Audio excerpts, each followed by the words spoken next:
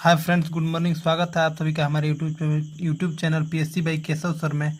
आज हम लोग पढ़ने जा रहे हैं क्लास 10th फिजिक्स के पार्ट नंबर 3 के बारे में, जिसमें हम आज प्रतिबिंब के बारे में चर्चा करेंगे। तो चलिए देखते हैं प्रतिबिंब क्या होता है। तो कह रहा है कि प्रतिबिंब, इसको इंग्लिश में क्या बोलते हैं हम? इमेज बोलते हैं। क्या बोलते हैं? इमेज। तो प्रतिबिंब किसे कहते हैं? तो कह रहा है किसी बिंदु स्रोत से आ रही प्रकाश की किरणें, किसी बिंदु स्रोत से आ रही प्रकाश की किरणें परावर्तन या अपवर्तन के बाद जिस बिंदु पर मिलती है या जिस बिंदु से आती हुई प्रतीत होती है, तो उस बिंदु को उस बिंदु वस्तु का प्रतिबिंब कहते हैं।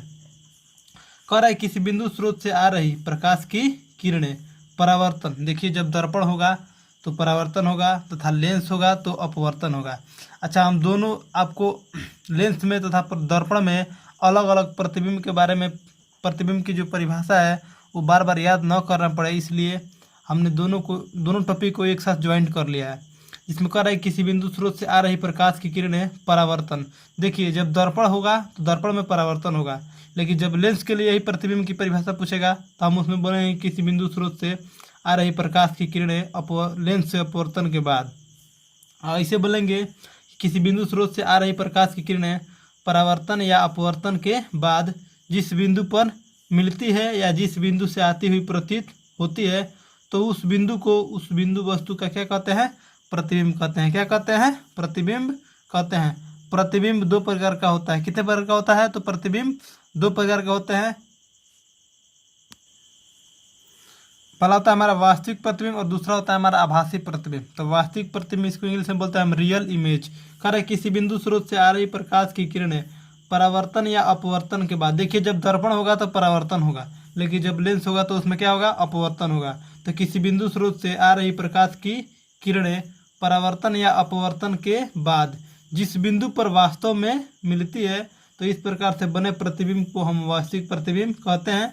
और वास्तविक प्रतिबिंब को देखिए कह रहा है कि वास्तविक प्रतिबिंब को पर्दे पर प्राप्त किया जा सकता है। वास्तविक प्रतिबिंब को पर्दे पर प्राप्त किया जा सकता है। अच्छा, नोट में बोल रहा है कि वास्तविक प्रतिबिंब वस्तु की अपेक्षा हमेशा क्या होता है? उल्टा होता है। जो वास्तविक प्रतिबिंब होता है उसको हम, उसका पहला गुण होता है कि उसको हम पर्दे पर प्राप्त कर सकते हैं, और उसका जो प्रतिबिंब होता है वो वस्तु की अपेक्षा क्या होता है? तो सदैव या हमेशा उल्टा होता है। अब देखेंगे हम आभासी प्रतिबिंब किसे कहते हैं। आभासी प्रतिबिंब तो कह रहा है किसी बिंदु स्रोत से आ रही प्रकाश की किरणें, किसी बिंदु स्रोत से आ रही प्रकाश की किरणें परावर्तन या अपवर्तन के बाद जिस बिंदु से आती हुई प्रतीत होती है, तो वह बिंदु उस वस्तु का आभासी या काल्पनिक प्रतिबिंब कहलाता है। आभासी प्रतिबिंब या काल्पनिक प्रतिबिंब दोनों क्या होता है? एक होता है। फिर कह रहा है कि इसका नोट में होता है कि जो काल्पनिक प्रतिबिंब, जो आभासी प्रतिबिंब होता है, यह वस्तु की अपेक्षा सीधा बनता है, लेकिन जो वास्तविक प्रतिबिंब होता है वो कैसा बनता है? तो वो उल्टा बनता है तथा इसे पर्दे पर प्राप्त नहीं किया जा सकता है। यानी कि आभासी प्रतिबिंब जो होता है वो वस्तु की अपेक्षा सीधा बनता है और इसे पर्दे पर प्राप्त नहीं किया जा सकता है, जबकि वास्तविक प्रतिबिंब क्या होता है? वस्तु की अपेक्षा उल्टा बनता है और इसे पर्दे पर प्राप्त किया जा सकता है।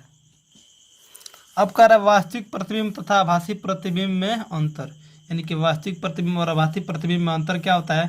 तो देखिए पहला अंतर है इसमें कि वास्तविक प्रतिबिंब हमेशा क्या होता है? उल्टा बनता है, लेकिन जो आभासी प्रतिबिंब होता है वो क्या होता है? हमेशा वस्तु की अपेक्षा सीधा बनता है, और वास्तविक प्रतिबिंब वस्तु की अपेक्षा उल्टा बनता है। अच्छा, वास्तविक प्रतिबिंब को पर्दे पे उतारा जा सकता है, जबकि आभासी प्रतिबिंब को पर्दे पे उतारा नहीं जा सकता है। वास्तविक प्रतिबिंब जो होता है वो दर्पण के सामने बनता है, लेकिन जो आभासी प्रतिबिंब होता है वो दर्पण के हमेशा क्या होता है? पीछे बनता है। क्या होता है? पीछे बनता है। उसके बाद आपका है अगला कि समतल दर्पण में के प्रतिबिंब की विशेषता कौन कौन सी होती है। देखिए तो समतल दर्पण का जो प्रतिबिंब होता है उसकी विशेषता कौन कौन सी होता है? तो पहला विशेषता है कि देखिए यह प्रतिबिंब काल्पनिक, सीधा तथा वस्तु के समान आकार का होता है। यानी देखिए इसको हम अलग अलग टॉपिक में लिख सकते हैं कि यह प्रतिबिंब क्या होता है? काल्पनिक होता है। फिर हम लिख सकते हैं कि यह प्रतिबिंब क्या होता है? तो सीधा होता है। तथा फिर हम दोबारा अगली टॉपिक लिख सकते हैं कि यह जो प्रतिबिंब होता है वो वस्तु के समान आकार का होता है। हमने क्या किया है? यहाँ पे तीनों टॉपिक को एक साथ ज्वाइन कर दिया है कि जो समतल दर्पण के जो प्रतिबिंब बनते हैं वो प्रतिबिंब काल्पनिक होते हैं, सीधा तथा वस्तु के समान आकार का होता है। अगला है कि वस्तु दर्पण के जितनी दूरी पर सामने होती है, यानी कि समतल दर्पण के जितनी दूरी पर आगे हम वस्तु को रखते हैं उसका प्रतिबिंब दर्पण में उतना ही क्या होता है? पीछे बनता है। क्या होता है? उसका प्रतिबिंब दर्पण में उतना ही पीछे बनता है। अब हम बात करेंगे पार्श्व परिवर्तन के बारे में। किसके बारे में? पार्श्व परिवर्तन के बारे में, जिसको हम इंग्लिश में बोलते हैं लेटरल इन्वर्जन। क्या बोलते हैं? Lateral inversion. कह रहा है कि जब किसी वस्तु को दर्पण में देखते हैं तो वह उल्टा दिखाई देता है।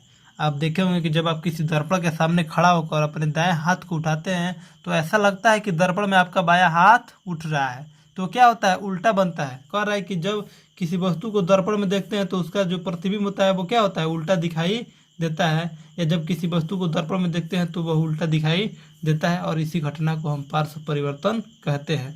या यह घटना क्या कहलाती है? पार्श्व परिवर्तन। जैसे मान लीजिए ये कोई आपका वस्तु हो गया, ठीक, इस वस्तु को जब आप दर्पण में देखेंगे तो ऐसा दिखाई देगा।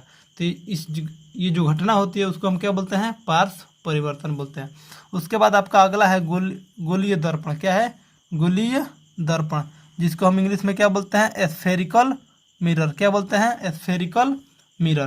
कह रहा है किसी कांच के खोखले गोले को काटने पर प्राप्त भाग जो होता है वो क्या कहलाता है? दर्पण कहलाता है या गोलीय दर्पण कहलाता है।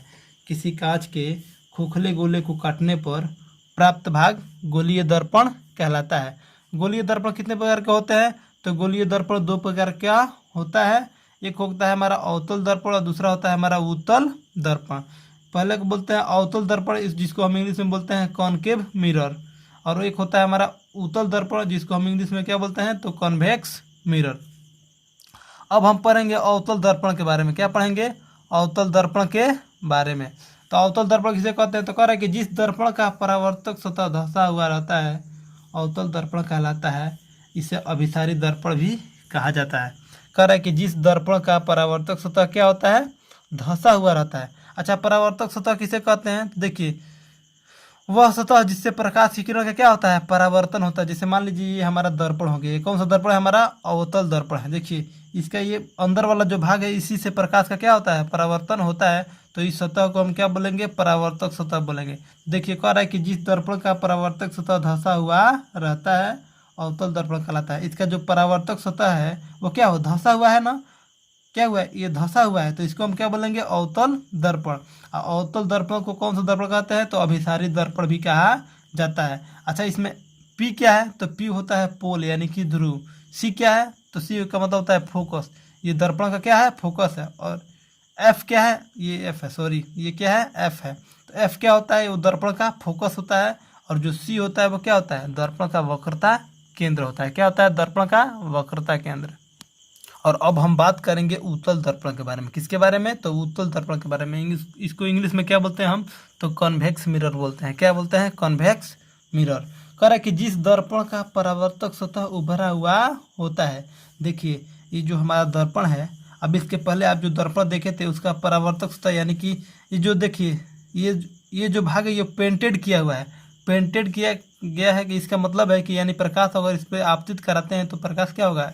इसको पार नहीं करेगा, यहाँ से टकरा करके वापस लौट जाएगा। क्यों? क्योंकि इसका जो पीछे वाला भाग है वो क्या है? पेंटेड है यानी कि कलई किया हुआ है, रंगा हुआ है। तो कह रहा है कि जिस दर्पण का परावर्तक सतह उभरा हुआ होता है उसे उत्तल दर्पण कहते हैं। इसे अपसारित दर्पण भी कहा जाता है। देखिए इसका परावर्तक सतह यही ना है, यानी परावर्तक सतह का मतलब कि जिससे प्रकाश का परावर्तन होता है। तो कह रहा है कि जिस दर्पण का परावर्तक सतह उभरा हुआ है, देखिए यहाँ पे उभरा हुआ है, और अवतल दर्पण में क्या होता है? उसका परावर्तक सतह धंसा हुआ होता है। तो जिस दर्पण का परावर्तक सतह उभरा हुआ होता है उसे उत्तल दर्पण कहते हैं, और इसे अपसारित दर्पण भी कहा जाता है। देखिए ये हमारा क्या हो गया? उत्तल दर्पण। इसका जो परावर्तक सतह है वो क्या है? उभरा हुआ है। इसमें भी पी क्या होगा? तो पोल यानी कि ध्रुव होगा। एफ क्या होगा? फोकस होगा। और सी क्या होगा? वक्रता केंद्र होगा। क्या होगा? वक्रता केंद्र। अच्छा, M1 और M2 क्या होगा? तो ये जो इसको क्या बोलेंगे हम? दर्पण का द्वारक बोलेंगे। M1 और M2 क्या है? ये दर्पण का द्वारक है। अगले पार्ट में हम पढ़ेंगे गोलीय दर्पण से संबंधित विभिन्न पदों के बारे में। आज के लिए बस इतना ही। Thank you very much.